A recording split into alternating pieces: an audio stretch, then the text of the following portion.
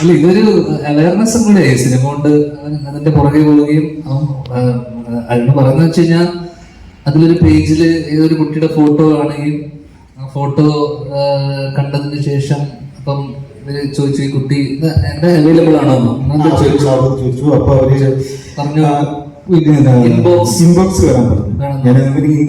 എനിക്ക് ഇതൊക്കെ ഈ ലോക്ക്ഡ് ഗ്രൂപ്പ് ആയിരിക്കും അല്ലേ? ഇതിന്റെ മെമ്പർ ആവാൻ എന്തെങ്കിലും ടെസ്റ്റോ ക്വാളിഫിക്കേഷനോ എനിക്കറിയില്ല. വേണ്ട, ഇതുപോലത്തെ സാധനമൊക്കെ അപ്രൂവ് ചെയ്തോ എനിക്കറിയില്ല. കാരണം ഇപ്പോഴും ഫേസ്ബുക്കിലൊക്കെ ആരും എനിക്കൊന്ന് ഫേസ്ബുക്ക് ഒന്നും യൂസ് ചെയ്യാത്ത കാലമാണ്. ഫേസ്ബുക്ക് മാത്രമല്ല, ഉണ്ടല്ലേ, ടെലിഗ്രാം ഗ്രൂപ്പുകൾ, വാട്സപ്പ് ഗ്രൂപ്പുകൾ, നമ്മൾ ഇതെല്ലാം പടത്തിൽ അവതരിപ്പിച്ചിട്ടുണ്ട്.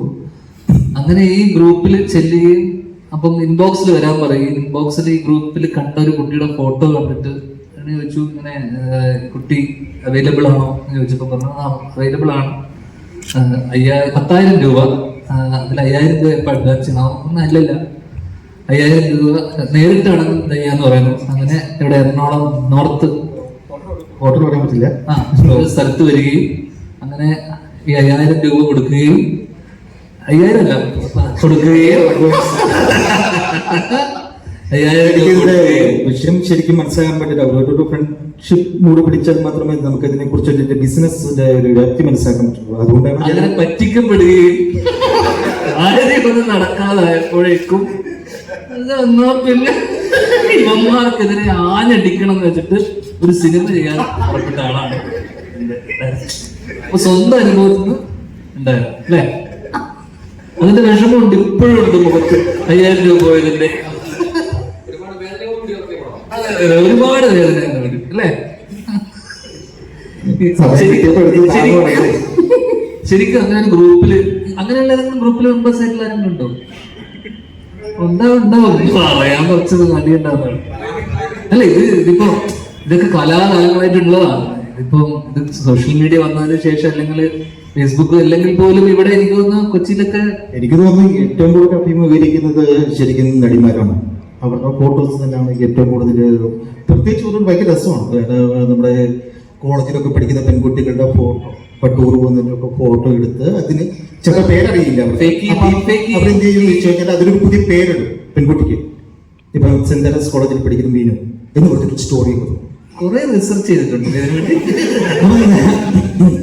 അപ്പൊ എന്ന് പറഞ്ഞു കഴിഞ്ഞാൽ ആരാധകരെ കൂട്ടുക എന്നുള്ളതാണ് അവരുടെ ഇത്. അപ്പൊ നമ്മൾ വിചാരിക്കുന്നത് കാണാനും വായിക്കാനും ഒക്കെയാണെന്നാണ് വിചാരിക്കുക. പക്ഷെ നമ്മൾ ഇതിനകത്ത് നോക്കുമ്പോൾ ഇതിന്റെ കമന്റുകൾക്കെല്ലാം ഒരുവിധം മറുപടി കൊടുക്കുന്നുണ്ട്.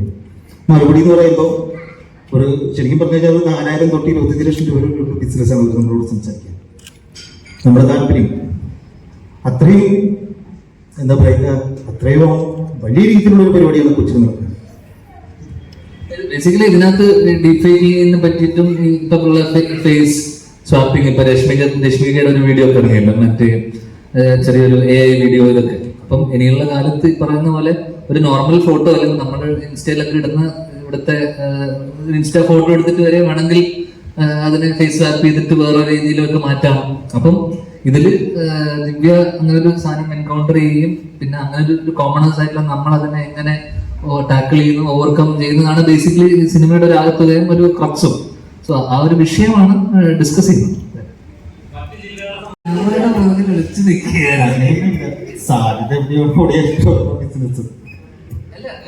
മറ്റു ജില്ലകളെക്കാൾ കൂടുതൽ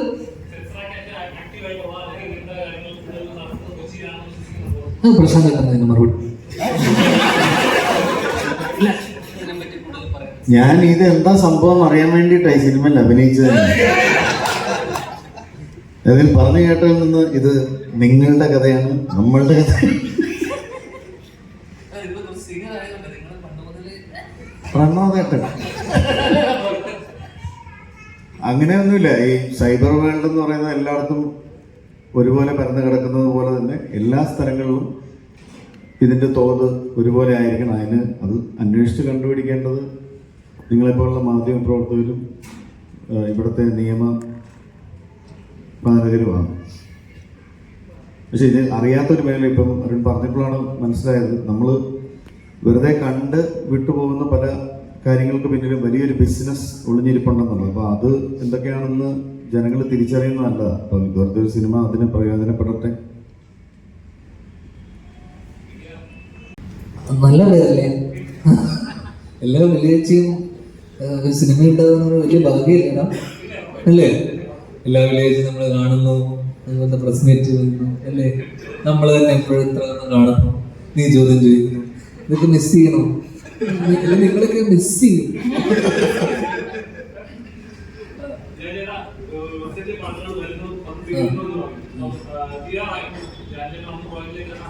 തീരുന്നില്ല. അങ്ങനെ ഒരുപാടുണ്ട്. ഇനി കുറച്ചധികം ഉണ്ട്. തീരും എന്നേക്കും തീരും അല്ലെങ്കിൽ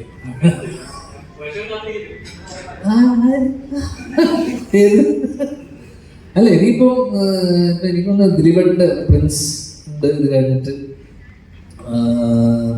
പ്രിൻസിന്റെ ഫാമിലി, അതാണ് ഇനി അടുത്ത റിലീസ് ഉണ്ടാവുക എനിക്ക് തോന്നുന്നു.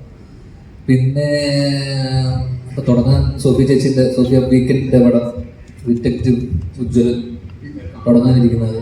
അപ്പം അടുത്ത വർഷത്തേക്ക് ഇങ്ങനെ കഴിഞ്ഞ് ചെയ്തു വെച്ചിരിക്കുന്ന കുറച്ച് പടങ്ങളുണ്ട്. ബബ്ബ കഴിഞ്ഞു. അപ്പോൾ അങ്ങനെ കുറച്ചധികം പടങ്ങളുണ്ട് ഇനി വരാനിരിക്കുന്ന.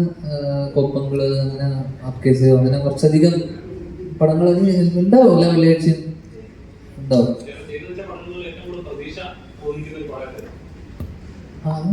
അങ്ങനെ ചോദിച്ചു കഴിഞ്ഞാൽ ഞാൻ പറയില്ല. എന്നാലും കുറച്ച് പടങ്ങളൊക്കെ ഉണ്ട്. അങ്ങനെ ഒരു പടമായിട്ട് എടുത്ത് പറയാൻ പറ്റില്ല. അപ്പം ബാക്കിയുള്ള പടങ്ങളൊന്നും ഒന്നും പ്രതീക്ഷയില്ലെന്ന് വരില്ല. അങ്ങനെയല്ല, ബാക്കി അതൊക്കെ ഒരു ഫേച്ചല്ലേ സിനിമ. അതിന്റെ സക്സസും ഫെയിലും നമുക്ക് ഇത് ചെയ്യാൻ പറ്റില്ല. എനിക്ക് അങ്ങനെ എന്താ പറയണ്ടേ, നമ്മളെ വിളിക്കുന്നു നമ്മൾ പോകുന്നു എന്ന് പറഞ്ഞ പോലെയുള്ള പടങ്ങളാണ്. അപ്പം ബബ്ബ ഞാൻ 8 ദിവസം ഉണ്ടായിരുന്നുള്ളൂ. ഷൂട്ടിംഗ് ഒക്കെ ഭയങ്കര രസമായിരുന്നു. പ്രിൻസും അതുപോലെ തന്നെയായിരുന്നു. ദിലീപേട്ടനോട് അല്ലെങ്കിൽ ഇപ്പം ഇമ്മീഡിയറ്റ് ചെയ്ത പടങ്ങൾ അതൊക്കെ നമ്മൾ കുറച്ച് മുന്നേ ഷൂട്ട് ചെയ്തു. കഴിഞ്ഞ കുറച്ച് മാസങ്ങളായിട്ട് ചെയ്ത പടങ്ങൾ ഇതൊക്കെയാണ്. അപ്പം അതൊക്കെ തീർച്ചയായിട്ടും പ്രതീക്ഷയുള്ള സിനിമകൾ തന്നെയാണ്, വലിയ സിനിമകളാണ്. പൊതുവെ നോക്കാറില്ല, എന്നാലും നോക്കാറൊക്കെ ഉണ്ട്. എപ്പോഴും തോന്നിയിട്ടുണ്ടോ എന്നെ തന്നെ ടാർഗറ്റ് ചെയ്യുകയാണോ എന്തെങ്കിലും തോന്നിയിട്ടുണ്ടോ? അല്ലല്ല, അങ്ങനെ നമ്മള് പടം വരുന്നു എന്നെ അങ്ങനെ വ്യക്തിഹത്യൊന്നും ചെയ്യാറ്. എന്നെ കൂടുതലായിട്ട് ബോംബ് സ്റ്റാർ, പടക്കം അതൊക്കെയല്ലേ പറയും. അപ്പൊ പടം പൊട്ടുന്ന സമയത്ത് ആൾക്കാർ സ്വാഭാവികമായിട്ടും അങ്ങനെ വരും. എന്നുവെച്ചാൽ നാളെ ഒരു പടം ഓടി കഴിഞ്ഞാൽ നല്ലതെന്ന് പറയും. അപ്പൊ പിന്നെ നമ്മൾ അതിനെ മൈൻഡ് ചെയ്യേണ്ട കാര്യം.